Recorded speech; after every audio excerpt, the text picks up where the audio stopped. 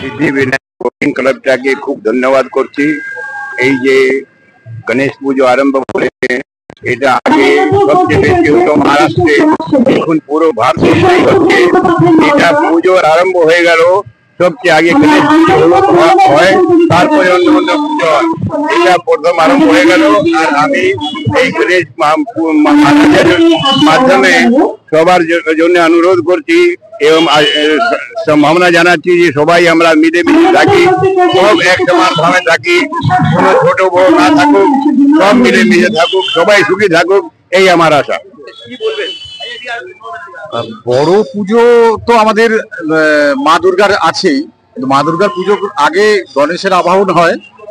তো সেখানে সামগ্রিকভাবে সমাজের এই পুজোটা আমাদের বাঙালি সমাজে অতটা সার্বজনিকভাবে ছিল না।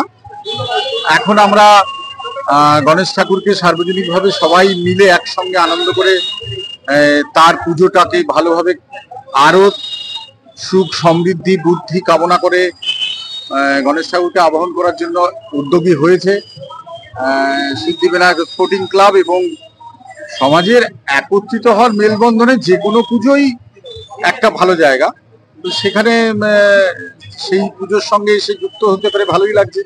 মহারাষ্ট্রের পর বাংলায়ও এই প্রচলন শুরু হয়ে গেছে। হ্যাঁ হ্যাঁ, সেটা নিয়ে কি বলবেন? না, অ্যাকচুয়ালি মহারাষ্ট্রে যখন এই পুজোটা শুরু হয়, ইতিহাসের পেছনে থেকে যেগুলো আমরা জানতে পারি যে লোকমান্য তিলক সার্বজনিকভাবে এগুলো বাইরে এনেছিলেন এই পুজোটাকে।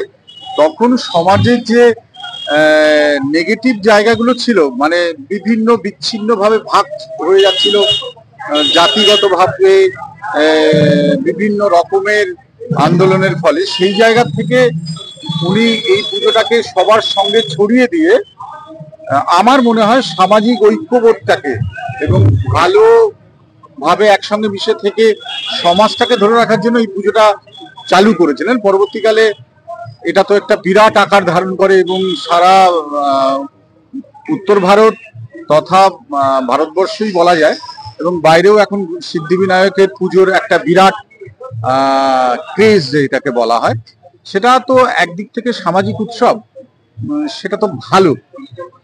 সেটা বাংলায় আবার ছাপ ফেলেছে।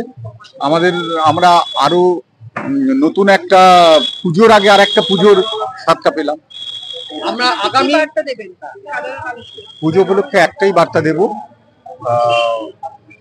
ঠাকুর আমাদের এই আশীর্বাদ করুক সমাজের প্রত্যেকটা মানুষকে, নিচু তলার মানুষ থেকে উঁচু তলার মানুষ, এই বিশেষণেই বিশেষত আমি করব। সেখানে আমরা যেন ভেতরের অশুভ শক্তিটাকে মারতে মারতে একেবারে দেশের বাইরে পাঠিয়ে দিই, আর সেই জায়গায় শুভ শক্তি এসে সমাজের মধ্যে যদি ভাঙনগুলো একটু পূরণ করতে পারে, তাহলে আগামী দিনে আমরা আরো ভালো সমাজ ভবিষ্যতের কোলে আমরা দেখতে পাবো। এটাই আমার বার্তা। 14তম বর্ষে সিদ্ধিবিনায়ক স্পোর্টিং ক্লাবের গণেশ পুজো।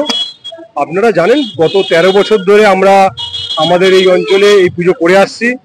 গত 2-1 বছর কোভিড টাইমের সময় অত্যন্ত মানে আপৎকালীন অবস্থার মধ্যেও আমরা চেষ্টা করেছি আমাদের অঞ্চল এই পুজোর মাধ্যমে আমাদের অঞ্চলে মানুষের পাশে থাকার, এবং বিগত কয়েকদিন আগে আমাদের খুঁটি পুজোর মাধ্যমে আমরা অনুষ্ঠান শুরু করেছিলাম।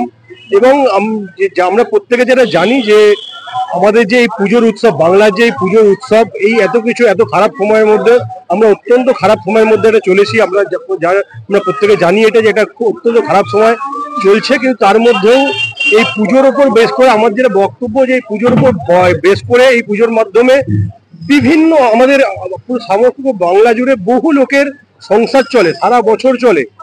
এই পুজোটাকে কোনোভাবে ক্ষতিগ্রস্ত হতে দেবেন না, বা পুজোটাকে কেন্দ্র করে যে ব্যবসায়িক লোকজন, যাদের প্যান্ডেল ব্যবসা, যাদের লাইট সাউন্ডের ব্যবসা, যাদের মূর্তি করার ব্যবসা, এই সমস্ত মানুষ যেন ক্ষতিগ্রস্ত না হয়, তাই আমাদের এই প্রচেষ্টা। পুজো করতে হবে আনন্দ উৎসব যতটা সম্ভব মার্জিত পরিমাণে করে, যেন কারোর কোনো রকম আর্থিক ক্ষতি না হয়, তার কারোর কোনো সাংসারিক ক্ষতি না হয়, সেটা মাথায় রেখে আমাদের এই আন্দোলনের সাথে সাথে পুজো পাঠ আমাদের সমাজ ব্যবস্থাকে সচল রাখতে হবে।